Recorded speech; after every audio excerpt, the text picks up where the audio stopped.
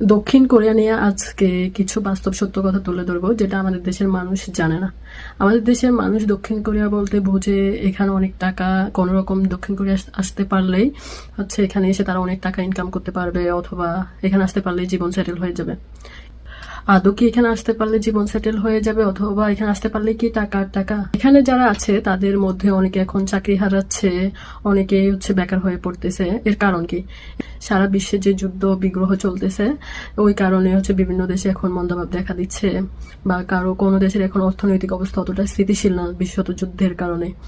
তো যেহেতু এটা একটা উন্নত দেশ, এক্সপোর্ট করতে পারবে, অত বেশি ওদের লাভজনক হবে, অথবা শিল্প কলকারখানাগুলো মানুষের চাহিদার উপর নির্ভর করে দাঁড়ায় আছে।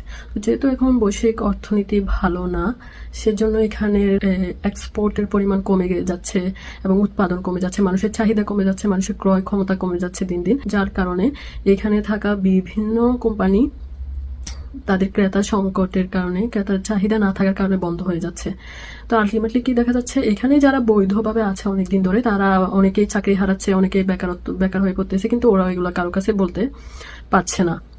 এখন তাহলে প্রশ্ন জাগে, আমরা কিভাবে অনেক ভালো আছি? যে আমরা ভিডিওতে দেখাই আমরা অনেক ভালো আছি, ভিডিওতে আমাদের ভালো জিনিসটাই শো করি, কখনো দুঃখের অথবা খারাপ জিনিসটা শো করি না।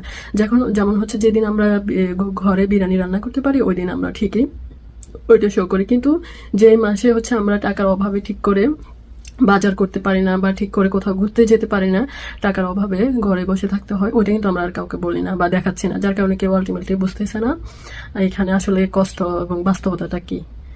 তো এখানে আসার পরেই বোঝা যায় বাস্তবতা কত কঠিন আর দক্ষিণ কোরিয়ার বর্তমান অবস্থা কেমন। ধন্যবাদ সবাই।